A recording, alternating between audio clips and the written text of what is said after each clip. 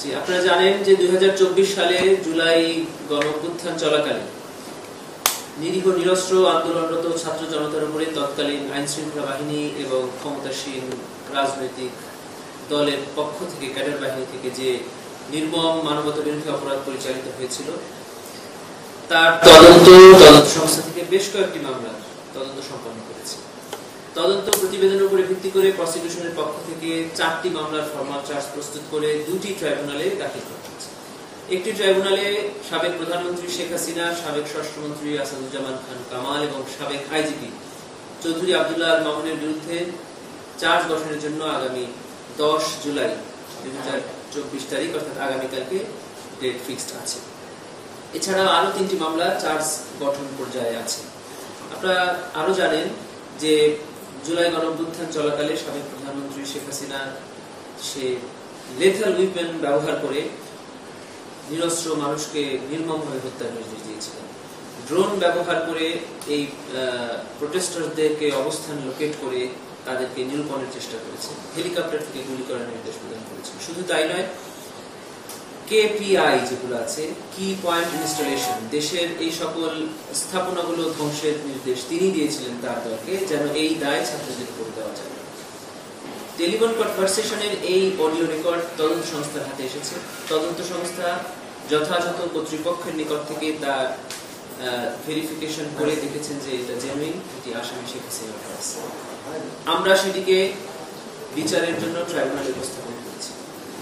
Charge গঠন যদি tribunal করে থাকেন তাহলে এটিকে আমরা সাক্ষ্য হিসাবে এক্সিবিট করার জন্য ট্রাইব্যুনাল থেকে প্রার্থনা করব এট the time of trial.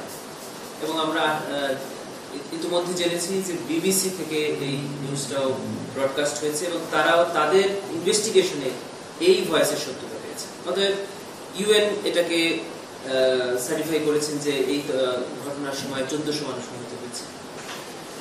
UN সহ ইন্টারন্যাশনাল অনেক অর্গানাইজেশন এই ঘটনা স্বীকার করেছে। বিবিসি, আল জাজিরা সহ ইন্টারন্যাশনাল অনেক মিডিয়া থেকেও আমাদের তদন্ত প্রতিবেদনের সাথে মিল রেখে তারাও বক্তব্য দিয়েছে। আমাদের এই আইনের 19-এর 3 ধারা একটি বিধান আছে। সেটি হলো, এই ধরনের আন্তর্জাতিক সংস্থা অথবা যে কোনো এনজিও অথবা সরকারি কোনো সংস্থা থেকে যদি এই ধরনের রিপোর্ট প্রকাশিত হয়, তাহলে ট্রাইব্যুনাল কোনো প্রমাণ ছাড়াই তাদের জুডিশিয়াল নোটিশ এবং কমন নলেজে এই ধরনের ঘটনাকে সাক্ষ্য হিসেবে গ্রহণ করতে পারে। এটা আমাদের আইনে আছে। এর আগেও করেছে, যেমন মুক্তিযুদ্ধ হয়েছে দেশে, কত মানুষ নিহত হয়েছে, কত মানুষ আহত হয়েছে, এগুলো প্রমাণ করার কোনো দরকার নেই। আমরা এই ট্রাইব্যুনালে কিন্তু ফরমাল চার্জে আবেদন করেছি যে 24 সালে জুলাই গণঅভ্যুত্থান সংঘটিত হয়েছে, এটা প্রমাণ করার দরকার নেই। এটা জুডিশিয়াল নোটিস, এটা কমন নলেজ, এটা সবাই জানে। এবং যেসব ঘটনা ন্যাশনালি এবং ইন্টারন্যাশনালি আনডিসপিউটেড, সেগুলা আমাদের প্রমাণ করার দরকার হয় না। তারপরেও তার সকল প্রমাণ আমরা ট্রাইব্যুনালে দাখিল করেছি। যদি চার্জ ফ্রেম হয়, আমরা সেটা সাক্ষ্যের মাধ্যমে ট্রাইব্যুনালে উপস্থাপন করি। আপনারাও তো এই অডিওটা পরীক্ষা করেছেন, আপনারা কিভাবে? আমরা করেছি, পুলিশের ক্রাইমস ইনভেস্টিগেশন ডিপার্টমেন্টের পক্ষ থেকে আমাদেরকে একটি রিপোর্ট দেওয়া হয়েছে এবং বলা হয়েছে যে এই ভয়েসটা জেনুইন এবং এখানে যিনি কথা বলেছেন তিনি এই মামলার আসামি। এবং তার ইতিপূর্বে তার যে বক্তব্য ছিল বিভিন্ন মিডিয়াতে দেওয়া, বিশেষ করে বিটিভিতে দেওয়া, সেই সকল বক্তব্যের স্যাম্পল তারা নিয়েছেন, নিয়ে সেখানে তাকে মার্চ করে ক্রস ম্যাচ করে দেখেছেন যে এটাই তার বক্তব্য।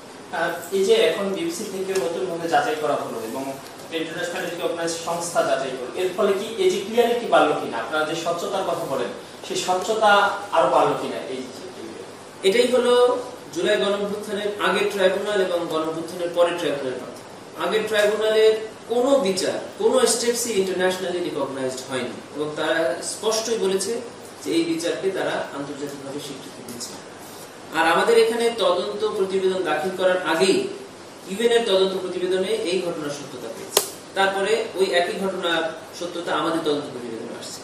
আমরা যে বক্তব্য ট্রাইব্যুনালে দেই, পরবর্তীতে দেখা যায় ন্যাশনালি এবং ইন্টারন্যাশনাল সংস্থাগুলো সেই বক্তব্য সমর্থনেই তাদের প্রতিবেদন প্রকাশ করে। নিঃসন্দেহে আমরা বলবো যে আমাদের এই বিচার জাতীয় এবং আন্তর্জাতিকভাবে আরো অনেক স্ট্যান্ডার্ড ফলো করে হবে এবং সারা পৃথিবী এটাকে স্বীকার করবে। যদিও কাজে শেখ হাসিনা মামলা বর্তমানে আছে এবং বেশ কয়েকটি গুরুত্বপূর্ণ মামলা দিয়েছে, যেইখানে সবচেয়ে বেশি ম্যাসকার হচ্ছে যাত্রাবাড়ি, সেই মামলাটা সর্বশেষ যাত্রাবাড়ি মামলার তদন্ত গিয়ে আমাদের তদন্ত সংস্থা দেখেছেন প্রায় 1.5 কিলোমিটার হলো প্লেস অফ অকারেন্স মানে স্পট, এবং সেখানে শতাধিক ব্যক্তি নিহত হয়েছে এবং হাজার হাজার ছাত্র জনতা আহত হয়েছে। এই ঘটনার তদন্ত প্রতিবেদনটা সম্পন্ন করাটা একটু সময় সাপেক্ষ, যার কারণে প্রসিকিউশনের সাথে আলাপ করে তদন্ত সংস্থা সিদ্ধান্ত নিয়েছে যে তারা ভিকটিম ওয়াইজ অথবা একটা ছোট ছোট প্লেস অফ অকারেন্স করে আলাদা আলাদা তদন্ত প্রতিবেদন জমা দেবে। এই সিদ্ধান্ত নিয়ে আমরা ইনভেস্টিগেশন এজেন্সি এবং আমরা একমত হয়েছি যে ওখানে যে কয়টি কেস খুব সহজে সলভ করা সম্ভব সেই কয়টি কেসের তদন্ত খুব শীঘ্রই ওনারা যেন ছোট ছোট আকারে দাখিল করেন। ওনারা সেইভাবে কাজ করে যাচ্ছে।